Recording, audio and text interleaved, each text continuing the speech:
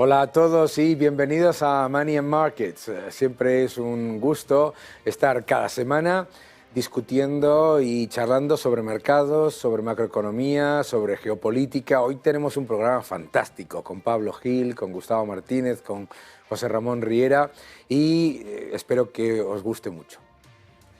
La realidad del entorno energético actual es que Occidente está perdiendo completamente su posición de privilegio en el entorno no solamente energético, sino en sus posibilidades con respecto a la transición energética. Veréis, lo que ha ocurrido en esta reunión que se ha llamado el COP28 es sinceramente alucinante, alucinante completamente. 70.000 delegados, 100 aviones privados, todo tipo de parafernalia para decirnos que si respiras es malo para el ambiente, que si tienes un viaje, que si comes carne, todo es malo, todo lo que tú hagas es malo, pero todo lo que hacen los gobiernos es bueno. ¿Y qué es lo que ha ocurrido en esa reunión? En esa reunión, para que alucinéis, lo que se ha hecho ha sido poner todavía más problemas a una transición energética competitiva. A ver si lo entendemos. La transición energética solamente se puede generar si las alternativas son más atractivas en cuanto a precio, en cuanto a disponibilidad y en cuanto a abundancia que las tecnologías actuales. Y uno de los grandes problemas, que es para de verdad enfadarse y enfadarse mucho, uno de los grandes problemas de esta ideologización de la energía es que tenemos a todo un elenco de burócratas en los países de nuestro entorno, particularmente en los países desarrollados, en Occidente, en esos que vamos dando siempre lecciones a los demás de cómo se deben hacer las cosas, de no entender para nada lo que están haciendo en cuanto a dependencia de otros países. Veréis, de verdad, parece que nuestros gobernantes, nuestros políticos, toda esa patulea de gente que se pasa todo el día hablando de renovables, no tiene ni idea de cómo se hacen las renovables. Las renovables son maravillosas, pero las renovables necesitan una enorme cantidad de minería. ¿Una enorme cantidad de minería? ¿De qué? De cobre, de litio, de cobalto, de tierras raras, etc. En este gráfico que estáis viendo aquí, en la pantalla, lo refleja de una manera espectacular. Claro, dicen, no, es que hay que salir de las energías fósiles para reducir la dependencia de Rusia o de China. Toma, aquí tenéis exactamente de dónde se genera toda la minería y la inmensa mayoría de la producción de los metales esenciales para la producción de renovables. Y como podéis ver en el gráfico, estamos hablando de más de 300 veces la cantidad de minería actual. Y la minería requiere energías fósiles, y la minería requiere energía, y la minería requiere también entender las diferencias geopolíticas en cada entorno.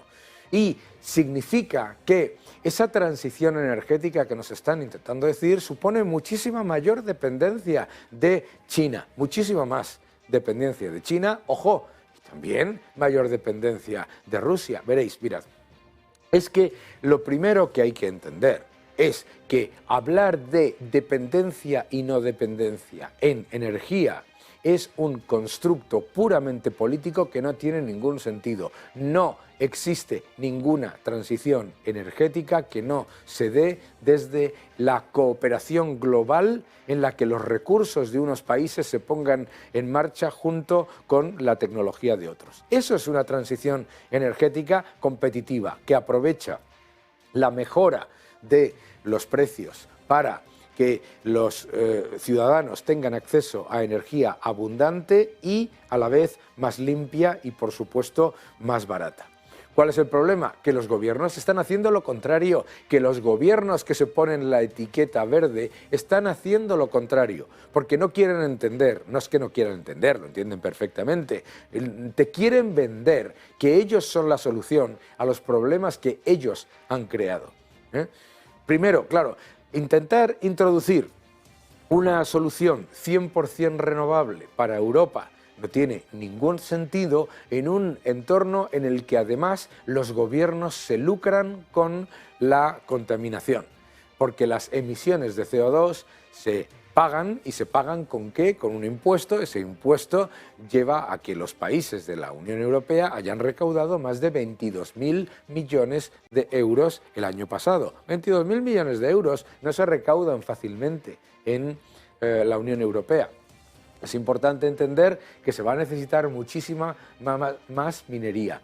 Es importante entender que se va a depender o codepender mucho más de China y de Rusia. Es importante entender que no vamos a tener una transición energética competitiva si no se cuenta con la industria. ¿Y qué es lo que ha ocurrido en COP28? Que todas las soluciones a los problemas que ellos mismos crean, las ponen los mismos gobiernos que impiden una transición energética competitiva. Estamos todos de acuerdo en que la innovación, la tecnología, la competencia y la cooperación nos van a permitir tener más, mejor y más barata nuestra energía. Lo que también sabemos es que los gobiernos se lucran por tener energía cara y que la energía en Europa no es cara por casualidad, sino por diseño. La energía en Europa es cara por diseño. La destrucción del parque nuclear, la decisión de cerrar plantas nucleares cuando están funcionando perfectamente, a la vez que se impide el desarrollo de los recursos naturales y a la vez que se impide la financiación de tecnologías absolutamente necesarias para un proceso de descarbonización competitivo, lleva siempre a que se frene lo que ellos dicen que están acelerando, que es falso, están frenándolo. ¿Y cómo se conjuga una política que está haciendo la energía más cara, nos está haciendo más dependientes y está haciendo que Occidente pierda la carrera de la transición energética? ¿Cómo se conjuga eso con los objetivos del intervencionismo, con represión a los ciudadanos, con eliminación de la libertad? Te están echando la culpa por respirar, te están echando la culpa por comer, te están echando la culpa por ir a ver a tus familiares, mientras en la próxima reunión volverán a juntar a 70.000, no, a más delegados, y habrá más aviones privados para decirte que eres tú el que contamina. Que no te engañen.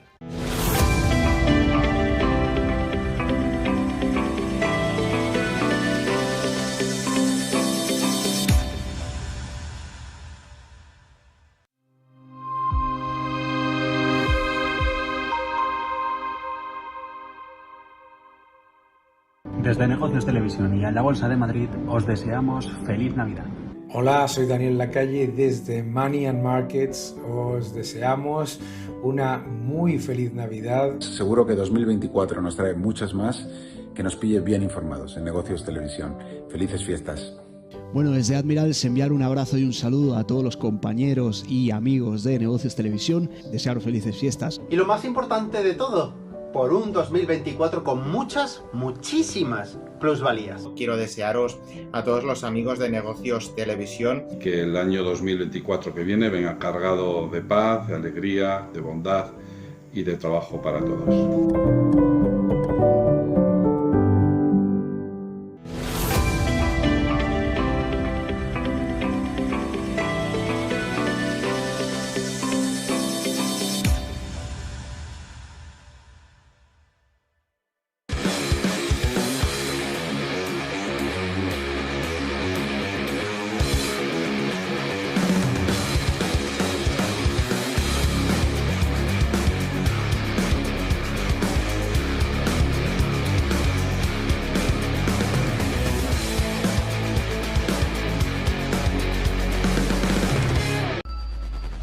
Localizarnos ahora es más fácil. La economía a tu alcance. empresas, inversiones, tecnología. Ya en la app de Movistar. Vive la economía. Negocios Televisión.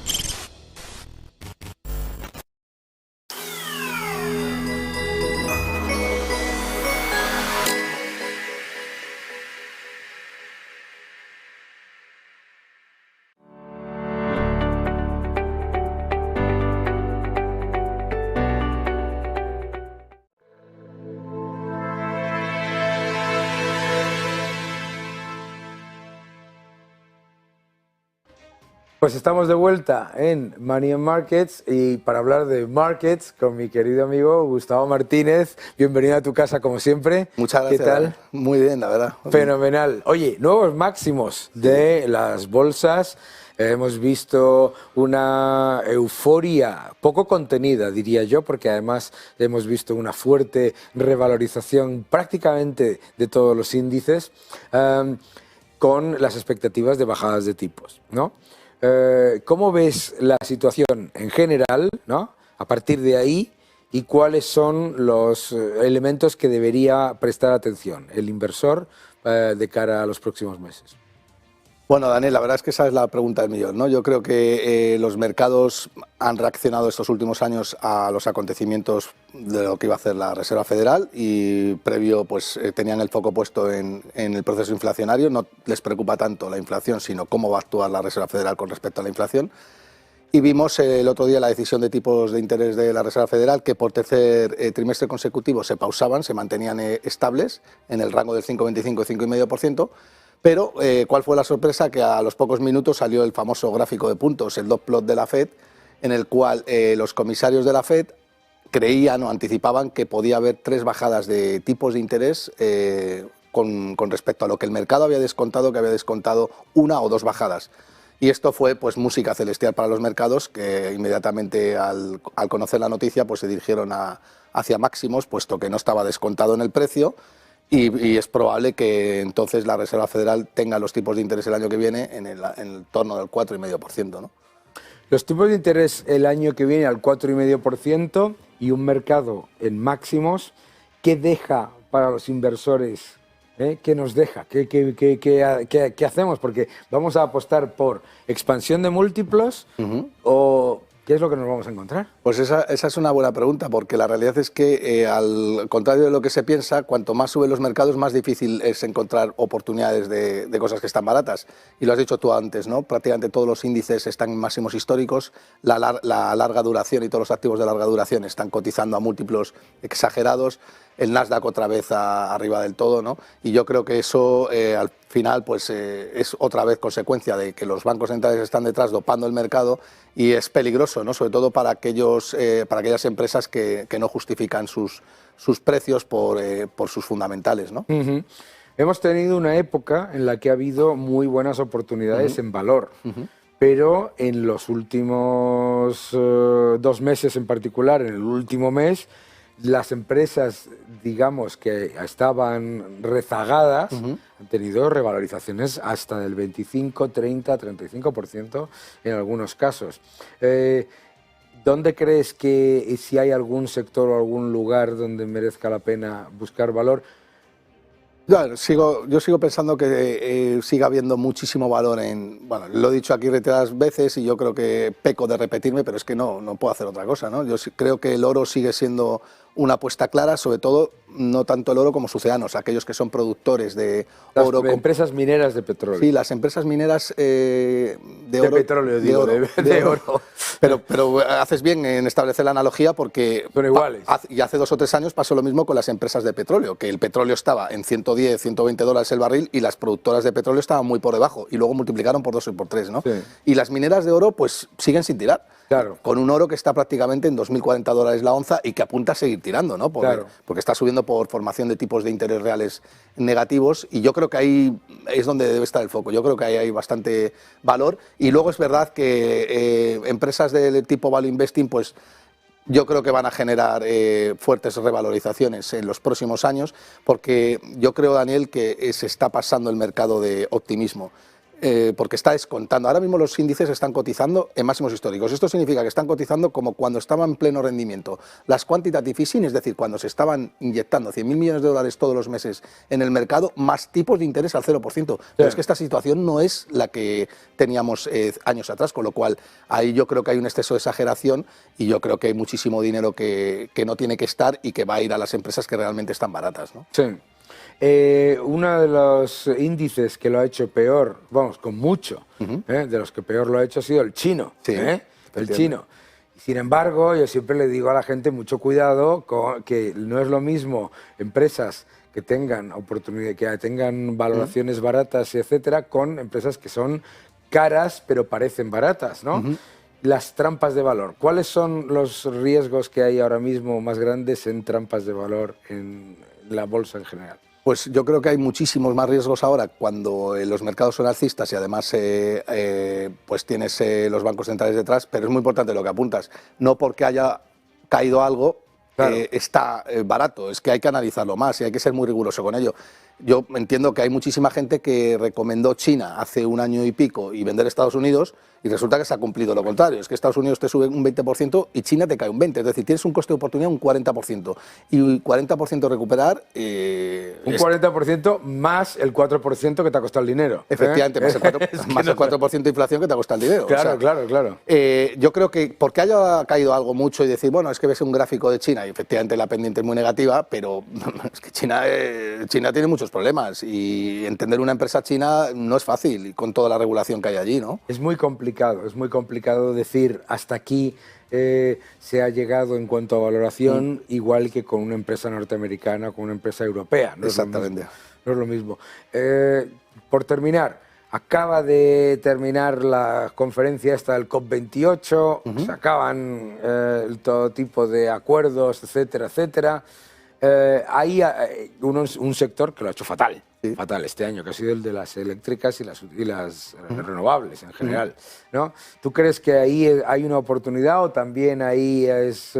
Bueno, yo creo que sí es un sector que mínimo hay que mirar, ¿sabes? Pero es verdad que lo han hecho mal, pero yo creo que hay muchas empresas que hay valor y que justifican muy bien sus fundamentales y que están demasiado penalizadas precisamente porque se ha dejado arrastrar por todo el sector.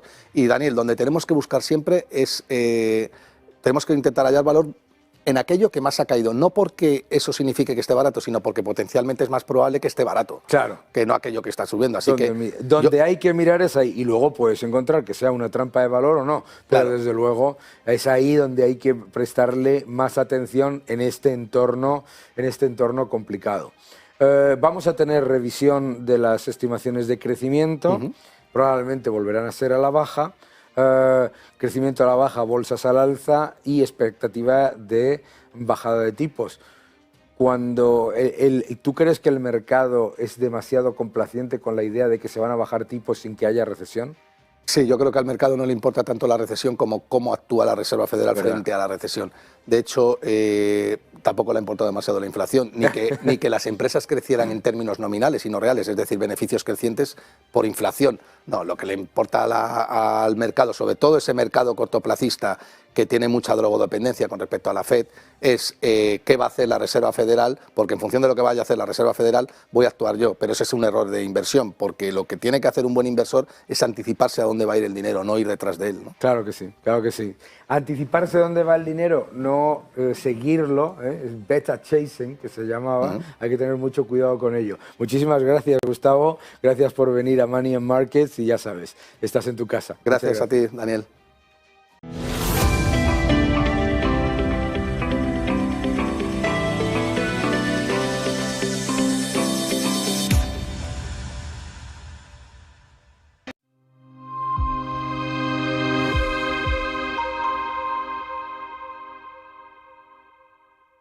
Felices fiestas y muchísimas gracias por la confianza que depositáis siempre en Negocios Televisión. Sin vosotros no sería posible. Gracias, insisto, felices fiestas. Y gracias también a todos los que colaboran con nosotros, a los analistas, especialistas, a los expertos que día a día hacen que esta tele crezca, que sea mejor y que tenga siempre el mejor de los análisis posibles en clave económica y geopolítica.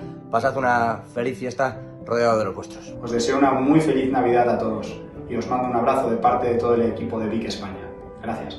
En nombre de toda la compañía me gustaría felicitaros la Navidad y el Año Nuevo y desearos un 2024 lleno de prosperidad. Pues aprovechamos, como no puede ser de otra manera, para desearos unas felices Navidades, felices fiestas y sobre todo feliz Año Nuevo.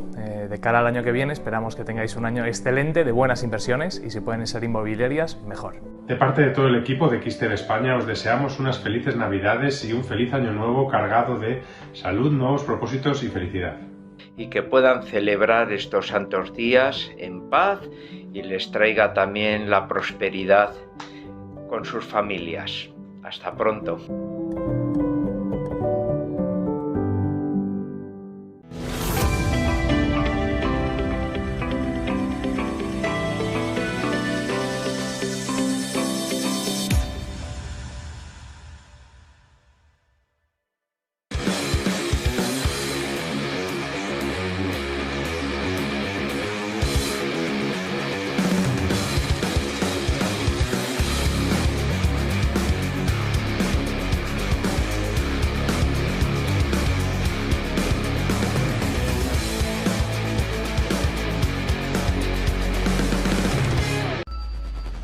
Localizarnos ahora es más fácil. La economía a tu alcance. Empresas, inversiones, tecnología. Ya en la APP de Movistar.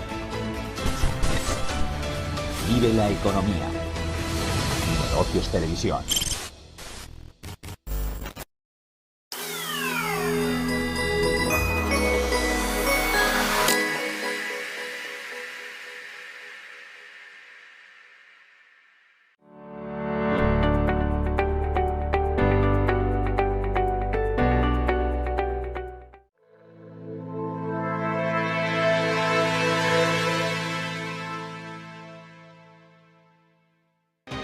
Vuelve el put de la Fed, llevamos unos meses de revalorización masiva de los mercados y nos hemos llevado una sorpresa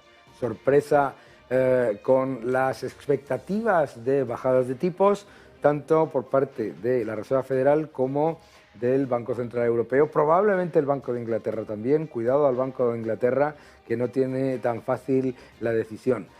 Y para hablar de todo ello, ¿quién mejor que mi grandísimo amigo Pablo Gil, que es ese crack total que viene aquí de vez en cuando a este que es vuestro programa y el suyo también? ¿Cómo estás, Pablo? Buenos días, Daniel. Encantado de estar aquí, como siempre. Qué gusto tenerte en el programa para poner un poco de cordura en esta euforia que estamos viviendo, ¿no? Gran sorpresa, ¿eh? El mercado escucha las palabras de Jerome Powell, de repente aparece el dot plot, en el dot plot 75 puntos básicos y el mercado pasa de descontar 125 puntos básicos de reducción de tipos a 130 en exactamente 7 minutos. Esta sorpresa, ¿cómo la analizas y cómo lo ves? Bueno, es llamativo porque antes de las reuniones de los bancos centrales la quiniela hubiese sido al contrario, ¿no? Ajá.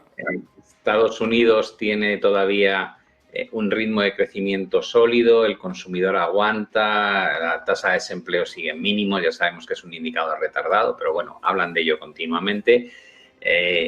Están consiguiendo que la inflación interanual esté volviendo hacia esas cotas que ellos pretenden del 2%, pero con una situación económica solvente, pues cualquiera diría que Jerome Powell iba a mantener un mensaje de optimismo, pero no desvelando, no dejando claro que el punto de cambio en la política monetaria ya había llegado. Y cuando le escuchamos decir que están centrados ya más en cuándo hay que bajar tipos que no en subirlos y que el pronóstico es un recorte de 0,75, lo que ocurre automáticamente es que a la reunión siguiente, que es la del Banco Central Europeo, el mercado va con la idea de, pues si Powell ha dicho esto y tiene una situación solvente en el plano de crecimiento económico en Europa, que estamos flirteando con la recesión, pues lo que tiene que ocurrir es que Christine Lagarde saque todos los fuegos artificiales. Y no ocurre, ¿no? Ni por parte del BCE ni por parte del Banco de Inglaterra. Entonces te quedas un poco como a pie cambiado. Le preguntaron hasta la saciedad a Christine Lagarde cuándo va a bajar tipos, cuánto va a bajar, y se negó a decirlo. No lo sabemos. Curioso eso, ¿verdad? Porque en cambio el mercado inmediatamente descuenta que el Banco Central Europeo va a hacer no una, ni dos, ni tres, ni cuatro, sino 5 bajadas y media de 125 a 150 puntos básicos. Ojo, no en el año 2024, hasta la reunión de octubre de 2024. Esto es alucinante, ¿no? O sea, Christine Lagarde dice una cosa, yo creo que además completamente lógica, no tenemos ni idea de cuál es exactamente la situación que va a haber el año que viene con la inflación, y el mercado dice, no me creo nada. No me creo nada, fiesta. Sí, es muy curioso. De hecho, se atrevió a decir en diciembre, esperamos que la inflación vuelva a repuntar. Será un efecto base, pero lo cierto es que para el dato de diciembre esperamos un repunte y que luego la inflación baje, pero a un ritmo más lento, porque ya no vamos a tener ese efecto base en el cálculo interanual, a un ritmo más lento. De hecho, fíjate que en las proyecciones del Banco Central Europeo, tú no ves la inflación por debajo del 2 o en torno del 2 hasta 2025-2026. Por tanto, el mensaje que ellos lanzan es prudente de, señores, este es un camino largo, vamos bien, vamos por el camino adecuado, en el caso de Europa sacrificando demanda y por tanto crecimiento económico, pero está en sus cartas, pero el mercado está completamente en fase de euforia, dando por hecho que todo va a llegar muy pronto, tanto el objetivo del 2% de inflación como una reacción agresiva por parte de política monetaria europea. Las expectativas de recesión, sin embargo, se han reducido, ¿no? Entonces, ojo, expectativas de reducción bajan, están alrededor del 50%. Que eso de expectativas de recesión al 50% es un poco como ni chicha ni limoná, ¿no? En realidad no es ni siquiera es, bueno, siempre tengo razón, ¿no? Si la hay, ya lo decía yo, y si no la hay también. Pero se han reducido esas expectativas de recesión y a la vez hay esas expectativas tan agresivas de bajadas de tipos. Para un inversor que quiere ir y aprovechar oportunidades y a la vez no caer en la trampa de ser demasiado complaciente con la tendencia, ¿cuáles son las recomendaciones que tú le darías? A ver, yo creo que esto es como, el escenario es relativamente sencillo, nadie sabe lo que va a ocurrir, pero yo me planteo, si tú compras el argumento de que la inflación va a tender al 2% y va a permitir una relajación monetaria, entonces sabes que las bajadas de tasas de interés va a hacer que la inversión en renta fija sea un trade ganador, ¿no? Sí. Muy sencillo. Y si te equivocas, ahora vamos a hablar del otro problema, ¿no? Dices, ¿cuál puede ser el error? Digo, el error puede ser que la inflación repunte con fuerza, que no parece ahora, tal y como cotiza la energía, que sea el escenario base, en cuyo caso vas a retrasar la subida, la bajada de tipos y, por tanto, no verías una ganancia por el lado de la revalorización de la compra que hagas de renta fija, pero a vencimiento no tienes un problema. Y dices, vale, pues entonces, si puedo aguantar a vencimiento es una alternativa muy buena. Y en el caso de que me equivoque por el otro lado, no porque haya inflación, sino porque haya una recesión profunda, que no es lo que vaticinan los bancos centrales ni el mercado, ¿qué va a ocurrir? Digo, pues te van a tener que bajar los tipos de interés mucho más y más rápido de lo que dicen, probablemente, porque en entornos recesivos no hay inflación normalmente. Con lo cual, esa apuesta por bonos sería muy buena. Cuando yo lo veo desde ese prisma, pienso, ajustado por riesgo, rentabilidades de más de un 4% son tremendamente atractivas en un activo conservador, porque te cubre bastante bien de los tres escenarios. Si haces eso mismo en otros activos, como puede ser la bolsa, en el caso de que no haya recesión y sí bajadas de tipos, te va a ir muy bien, pero en los escenarios en que haya repuntes de inflación o bien recesión económica es cuando vas a tener una apuesta perdedora, ¿no? Entonces yo prefiero irme a ese ajuste beneficio-riesgo, me parece que sale bien parado entre los tres escenarios, que en este caso es renta fija. Para mí, yo creo que el gran riesgo del año 2024 es, si la gente está apuntando o apostando demasiado porque ocurran esas bajadas de tipos, es no entender que si ocurren esas bajadas de tipos es porque hay una contracción económica muy severa y que los bancos centrales no lo hacen preventivamente Lo hacen cuando ya lo han visto, igual que pasó con la inflación. Correcto. Entonces, mira, sí. Daniel, en esa línea, te están diciendo, o al menos cuando les preguntan dónde está el tipo natural, ¿no? De dónde está ese punto de inflexión de dónde tendrían que estar las tasas de interés a largo plazo, y te hablan del 2,5%. Yo simplemente me planteo, ¿estamos preparados para convivir con tasas del 2,5% cuando venimos de una década con tipos negativos o tipos al 0%? O sea, simplemente ese factor, si fuese real, digo, no sé si el mercado está preparado para convivir con tasas de interés reales positivas, sinceramente. Yo creo que no. Yo creo que llevamos dos generaciones de traders, de participantes del mercado, que solo han visto bajadas de tipos e inyecciones de liquidez y por lo tanto asumen que solamente puede haber bajadas de tipos e inyecciones de liquidez y que lo que ven como una anomalía son las subidas de tipos de los últimos 2 años, cuando en realidad debería ser la norma tener tipos de interés reales positivos.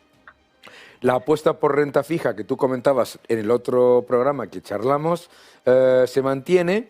Y ¿qué otro sitio tienes tú que piensas que puede ser interesante? Yo sigo buscando, o sea, yo aparte de estar en mercado inmobiliario bastante invertido por un tema de demanda y oferta, yo creo que la ausencia de oferta va a ser determinante para entender la evolución de los precios del mercado inmobiliario, y si finalmente no hay un accidente desde el punto de vista de la recesión, creo que va a ser un mercado que va a tender a mantener la tendencia que lleva experimentando en los últimos años. Pero luego, aparte, es que no quiero tener dinero fiat. O sea, quiero tener, si tengo dinero fiat, lo quiero invertido en activo real o bien en oro o en criptos. Es decir, cada uno en función de sus preferencias y su perfil de riesgo escoge. Pero, desde luego, viendo lo que han hecho los bancos centrales durante las últimas 2 décadas y especialmente los últimos 2 años, a mí tener tu dinero ahorrado en dinero fiat creo que es apuesta perdedora. Por tanto, activo real en un entorno inflacionista como el que aún tenemos y, por supuesto, activo que no expresa depreciación mes a mes, que es lo que ocurre ahora mismo con tus euros, tus dólares, libras o lo que tengas, ¿no? Claro. Con lo cual, una cartera diversificada de renta fija, inmobiliario, oro, alguna cripto, aunque sea en proporciones pequeñas, creo que tiene más sentido en este momento que no concentrar todas tus inversiones en renta variable, que además en Estados Unidos todavía cotiza con valoraciones muy altas. Pues ideas siempre interesantes que tenemos que tener en cuenta, no caer demasiado en la complacencia y, bueno, pues navegar, por supuesto, un entorno de incertidumbre, sabiendo, el otro día me decía una persona, es que hay mucha incertidumbre, digo, ¿y cuándo no la ha habido? Es que claro, el momento para invertir es ayer, y el sitio donde más se pierde dinero es en depósitos. Muchísimas gracias, Pablo, gracias como siempre, y ya sabes que estás en tu casa. Gracias por venir al programa. Gracias, Daniel, un placer. Un abrazo.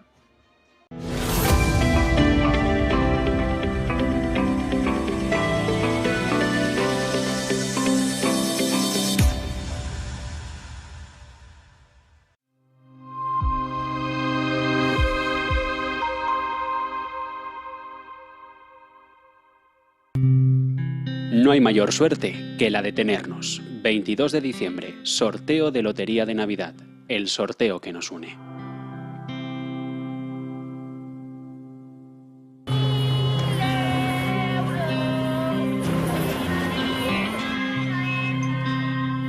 Papá. ¿Has dormido aquí?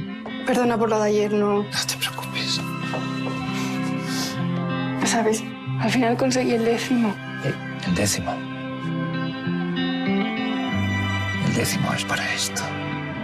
Para estar juntos. Todavía estás a tiempo de compartir un 10º. Lotería de Navidad, el sorteo que nos une. Creemos que la sociedad actual necesita más arte y más color. Le da a la gente la oportunidad de asimilar diferentes perspectivas. Es realmente un placer pintar este cuadro, porque es una hermosa imagen para comenzar. Lo último que pintaremos es el auricular en vez del pendiente. Using a classic and merging it with modern. This is very provoking.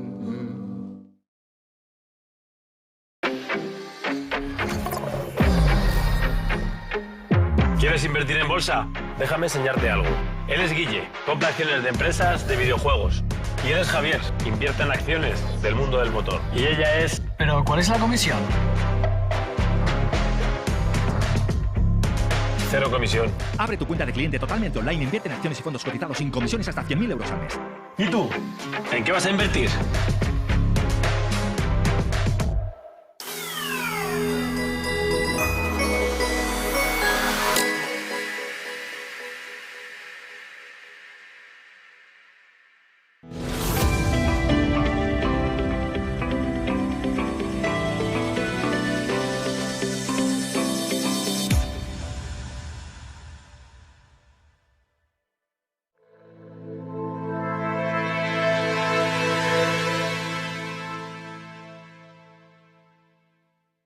Y bienvenidos a Money and Markets, donde vamos a hablar de un concepto que a la gente en general se le escapa, ¿no? Es el gasto político. Porque muchas veces, claro, a nosotros nos hablan del gasto público y suena muy bien nuestro gasto público, ¿no? Oh, que sanidad, educación, estado de bienestar, ¿no?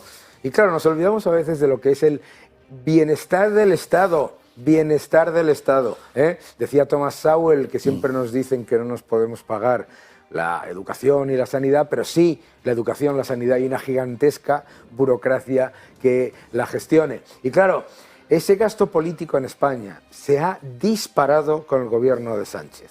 El último dato, el número de asesores vuelve a crecer, para que no falte, 137 millones se gasta nuestro querido presidente en asesores, para asesorarle bien, que le digan exactamente, todos esos asesores, qué bien lo haces, presidente.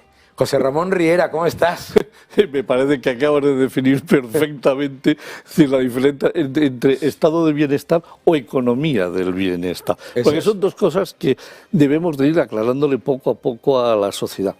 El estado de bienestar es una idea, es decir, que se han inventado las izquierdas para intentar incrementar cada vez más, es decir, determinados aspectos que casi nunca son de verdad la parte importante, que es lo que debería de ser, que es la economía del bienestar. Es decir, que los ciudadanos cada vez vivan mejor y no los que vivan mejor sean los políticos de un país. Y ese es el gran kit de la cuestión. Fíjate, es decir, cuando gobernaba Aznar, cuando se marcha Aznar en el 2003, el gasto político en aquellos momentos, toda la estructura política, es decir, legislativo, ejecutivo, todo lo que son la burocracia, más, es decir, subvenciones a terceros por el mundo, más toda la organización política de todas las administraciones públicas sumaban 99.000 millones de euros. No está mal, ¿eh? No está mal, ¿eh? No está mal, ¿eh? Bueno, pues acaba de salir ya los datos definitivos del 2022. Eso que costaba 99.000 millones ahora cuesta 216.000 millones de euros. Se ha multiplicado en 20 años por 2,2. El PIB no ha crecido no se ha duplicado. No se ha multiplicado por 2, por 2,2, ¿no? Se ha multiplicado por 2, se ha más que duplicado el gasto puramente político. Puramente político. Pura y exclusivamente Pero es que, político. fíjate el dato que tú has dicho. Has dicho, de 99.000 millones a 217.000, ¿de acuerdo? Efectivamente. Oye, es que 100 y pico mil millones se puede utilizar para muchas cosas muy importantes. Mira, cuando te dicen que es que claro no hay para hacer una ley de ELA, etcétera, todo ese tipo de cosas. Me gusta mucho que me digas ese tema porque además, fíjate, te voy a dar un dato que lo he obtenido estos últimos días, sabiendo que venía a verte, digo voy a preparar datos que le gustan a Daniel. Dentro de la sanidad, del concepto salud, hay una cosa que se llama medicinas, es decir, el gasto medicinal. Bien, España, con respecto a la media de la Unión Europea, está 200 euros per cápita, 200 euros por habitante menos en gasto medicinal que la media de la Unión Europea. 200 euros por habitante. Por habitante, claro. Es decir, si esto lo multiplicas por los 47 millones de habitantes, nos faltan nada más que 9.500 millones de euros. 9.500 millones de euros para estar al mismo nivel que la Unión Europea. Nos gastamos 13.500 y nos faltan 9.500.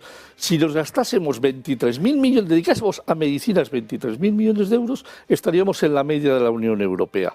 Fíjate. Pero te doy otro dato, es que con respecto a Alemania, estamos en 600 euros por habitante menos. Sí. Menos. Es decir, que en Alemania le dedican casi 70.000 millones de euros a medicamentos.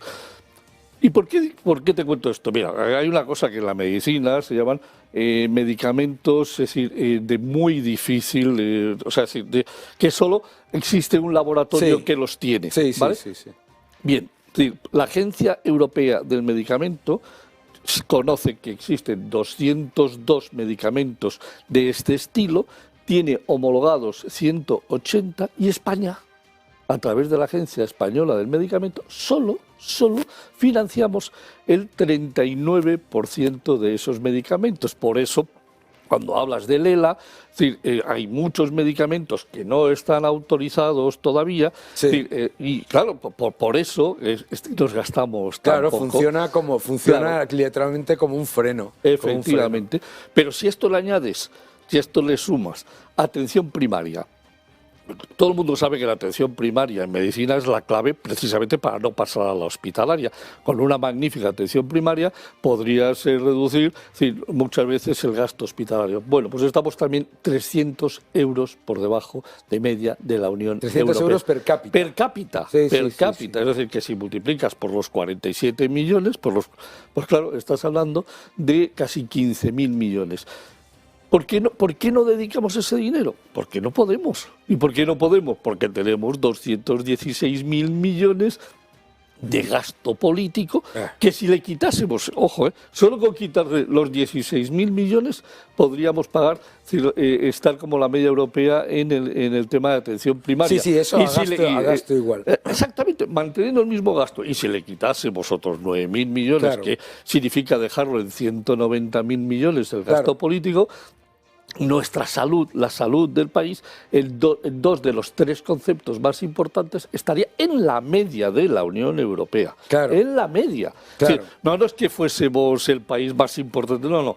El gran problema es ese. El gran problema es, Es que fíjate, cuando nos dicen toda esta gente, ¿no?, que es que ellos defienden la sanidad pública, ¿no?, lo que están haciendo literalmente es no defender la sanidad pública, sino defender el gasto político. Porque fíjate los datos que tú has dado, que es que mientras tú los dabas, digo, ahí va. Si eso suma lo mismo que gastamos en Agenda 2030, asuntos económicos y cohesión territorial, que literalmente cohesión territorial es literalmente dar dinero a gente para mantener estructuras burocráticas, etcétera. Es que es alucinante. No, O sea, es vergonzoso. Eso es. Yo diría que esto hemos llegado ya al límite. Es un de lo que- escándalo. Efectivamente. Yo creo que es absolutamente necesario que programas como el tuyo, que personas como tú de la importancia de tu nivel, permitan que podamos hablar con toda libertad de este tipo de cosas, creo que es fundamental. Y yo te agradezco mucho de que cuando el libro que estoy terminando, que vas a hacer el epílogo, es decir, que va a ser sobre el gasto político, porque ya lo hemos hablado muchas veces, creo que es fundamental que esto llegue a la sociedad. La sociedad tiene que entender que le tenemos que exigir por nuestros impuestos a nuestros políticos el que el dinero se utilice para mejorar nuestra economía personal, para mejorarnos a nosotros, no para mejorar a las panzas de todos esos 137 millones de asesores que tiene en estos momentos el presidente del A mí es gobierno. que eso de gastar 137 millones en asesores para que te digan exactamente lo que ya piensas es espectacular. Aparte, me da igual, aunque te dijesen lo contrario, me da igual. Pero lo que más me parece preocupante es lo que tú acabas de decir. ¿Por qué? Porque, claro, a la vez la deuda continúa subiendo, el déficit continúa subiendo, los impuestos continúan subiendo y las cuentas se hacen insostenibles. Vamos a ver, fíjate, ¿Dónde estamos? 637.000 millones de gastos ya conocidos del año 2022, de los cuales 216.000 se fueron a gasto político, es decir, a pagar la estructura del Estado. Llevamos, a 30 de septiembre, oficialmente y con datos de la Intervención General de la Administración del Estado, un incremento a 30 de septiembre del 6,7% con respecto al año pasado. Si esto se mantiene en el último trimestre, y no hay ni un solo motivo para que no pase, nos vamos de 637 a 680.000 millones de euros este año. Sí, vamos a llegar casi a los 700.000 millones y ninguno de ustedes han visto ninguna mejora. Es una pasada. Efectivamente. El año pasado, las medicinas se incrementaron solo en un 2,5% la partida de gasto. Claro. ¿Cuánto lo vamos a tener este año? Pues más o menos lo mismo, un 2,5%, un 3%. Mientras que el gasto general se va a incrementar en un 7% y el gasto político vamos a verlo al final del año. Pero vamos, ya te calculo que de 230.000 millones no bajamos de los 680, 230.000 millones son gasto político. ¿Qué va a pasar en el año 24? En el cual súmale 10.000 millones más de pensiones, 3,8 más los nuevos pensionistas, es decir, que se van a sumar 10.000 millones, 5.000 millones de subida de los salarios de los empleados públicos, entre 7 y 8.000 millones más de intereses de la deuda, porque la deuda, no la paga nadie, de momento la deuda hay que pagar los intereses y estamos refinanciando este año. La pagamos todos los días, la deuda se paga todos los días. Y además, no nos olvidemos que hemos refinanciado a finales de este año 185.000 millones y que le vamos a meter 90.000 millones más. Y claro, tú súmale 275.000 millones a un tipo de interés muy cercano al 4%, pues mírate cómo lo pagabas antes a cómo lo pagas ahora, pues te van a salir 7.000 millones de euros más. Le vamos a transferir a las comunidades, porque para que se callen la boquita, 20.000 millones más de gasto. Nos vamos a ir a 740, 750.000 millones. ¿Y cómo vamos a poder pagar eso, Daniel? Porque es que yo, por muchos números que hago, con el IVA que ya no crece, que se ha parado, que ha crecido un 0,9 acumulado al 31 de octubre y que ya todos los analistas dicen que va a crecer un 0% al 31 de diciembre porque la economía se ha parado. Pueden decir lo que quieran, Pueden decir lo que quieran, pueden mentir a quien les dé la gana, pero el IVA es el clarísimo indicador de que esta economía se ha parado, que el consumo se ha parado y que por lo tanto nos contarán las milongas que quieran. Pero si no crecen los ingresos normales y tradicionales, ¿de dónde van a sacar el dinero para pagar 740.000 millones de euros? ¿De dónde van a salir? Van a salir, mis queridos amigos, a salir de todos ustedes, porque se paga en más inflación o en más impuestos o en menos crecimiento y menos empleo, o las cuatro cosas a la vez. Ojo, mucho cuidado. 230.000 millones de gasto político, 230.000 millones de robo al contribuyente para mantener la estructura clientelar. 230.000 millones es a donde nos vamos. Eso, mis queridos amigos, no es estado de bienestar, eso es el escándalo nacional que debería ser. Sigamos en Money and Markets. Muchas gracias.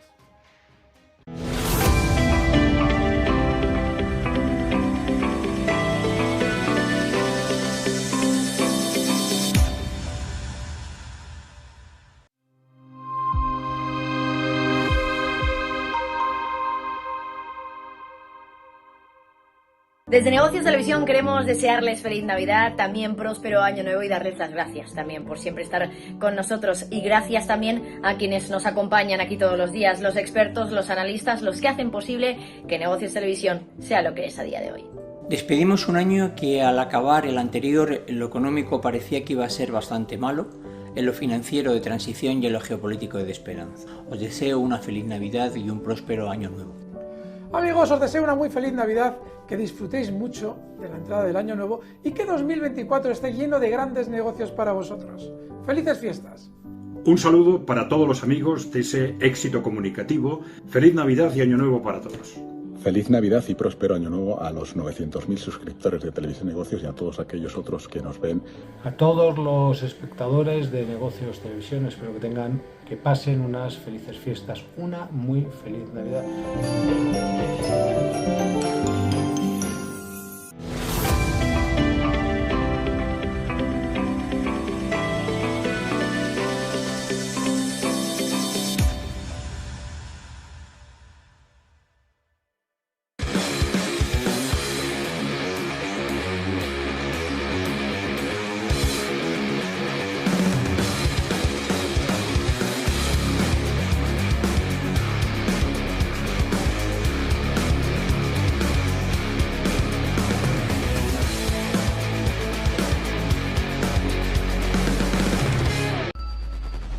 Localizarnos ahora es más fácil. La economía a tu alcance. Empresas, inversiones, tecnología. Ya en la app de Movistar. Vive la economía. Negocios Televisión.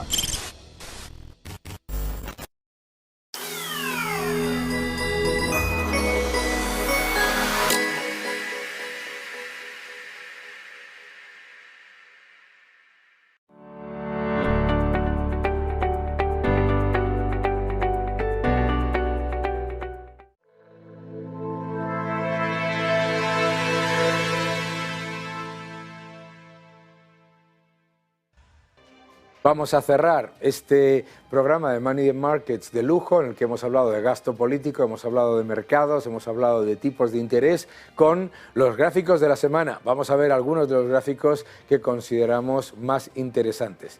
Número 1. Hemos visto en Chile cómo ha habido una absoluta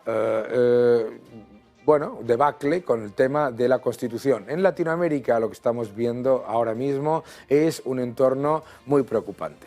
El populismo abre frentes absolutamente innecesarios y copiar lo que se ha hecho en Argentina está llevando a Chile al estancamiento. Gran problema para Chile, muy importante entender que nos enfrentamos a un empobrecimiento absolutamente brutal. Latinoamérica ha pasado de un continente que tenía unas enormes oportunidades con crecimiento y con reducción de la pobreza a un continente que se está empobreciendo por el populismo intervencionista, y es muy triste ver que eso ocurre también en Chile después del desastre que están dejando en Argentina. Es increíble, vamos al siguiente gráfico, absolutamente alucinante que venga alguien y diga que las medidas de Milei podrían llevar a Argentina a una inflación del 400%. Vamos a ver.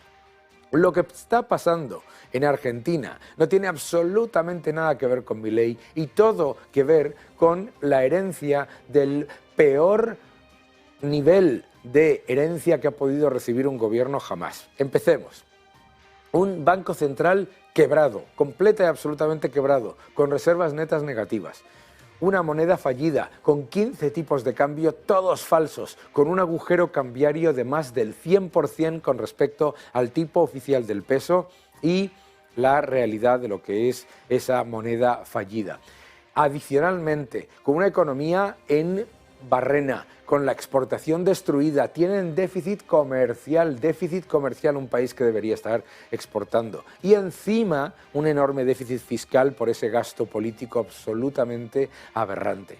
Eso es lo que quieren que se mantenga y que se continúe haciendo en Latinoamérica. Hablábamos de Chile.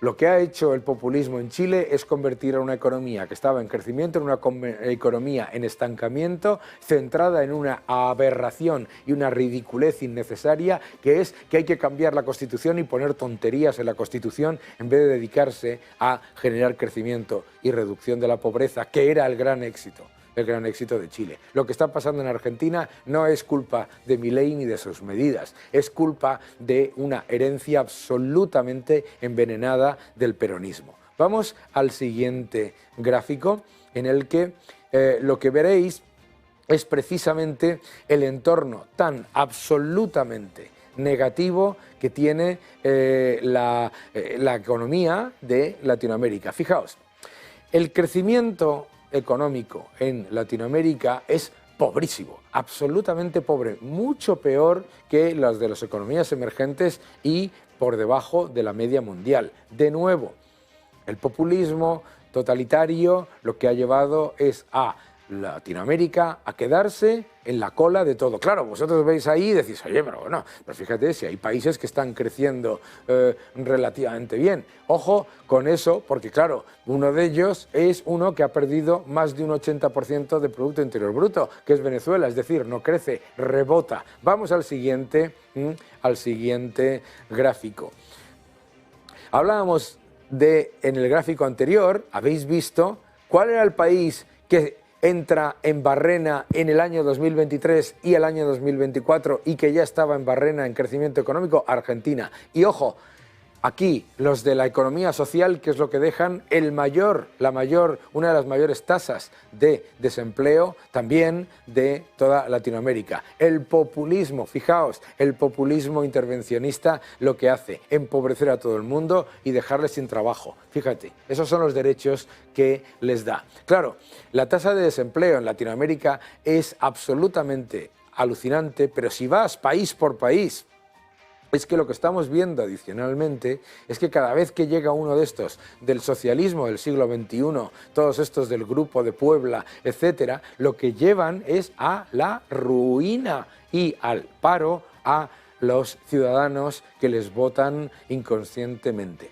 Vamos al siguiente gráfico, que lo que nos muestra también es que, claro, te dice, no solamente Argentina se queda con un crecimiento inexistente, decrecimiento, toma ya, muy social todo esto, 40% de pobreza, toma ya, 160% de inflación y aumentando, Banco Central quebrado, una de las tasas de desempleo más altas y encima también mayor nivel de deuda pública, es decir, endeudarse, arruinar y encima tener la desvergüenza de decir que lo que han dejado como herencia es culpa del que acaba de asumir hace pocos días. Es increíble, pero es increíble ver esto en una región que tiene todas las oportunidades. ¿Qué es lo que está ocurriendo en Latinoamérica? En Colombia, el gobierno que venía a ayudar a los pobres es el que menos viviendas sociales ha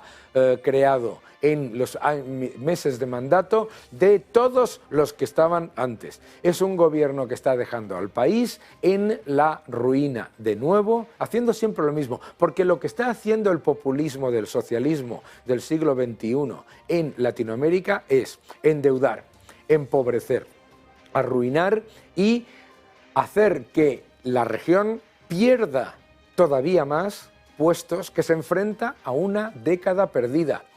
Lo que es alucinante es que tras el desastre que ha dejado el peronismo del socialismo del siglo XXI en Argentina, tengas en Chile, en Colombia, en Brasil, en tantos países, gente que lo que quiera es hacer exactamente lo mismo, porque en Colombia el gobierno de Petro no puede llevar a cabo la monetización de deuda pública que quería y hacer exactamente lo mismo que hicieron los argentinos con el peso. No ha podido hacerlo. No es que el peso colombiano se haya mantenido relativamente estable por su política, es que gracias a que no ha podido implementar lo que prometía y quería hacer, que era imprimir pesos como loco, no lo ha podido hacer. Lo mismo en Chile.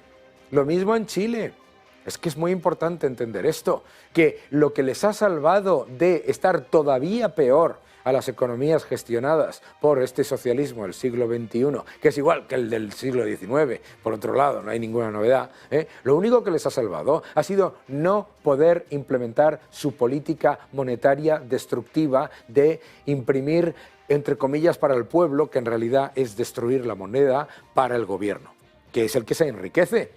Por eso lo hacen. Vamos al siguiente gráfico y yo creo que creo que no hay ni que dudarlo. La inflación.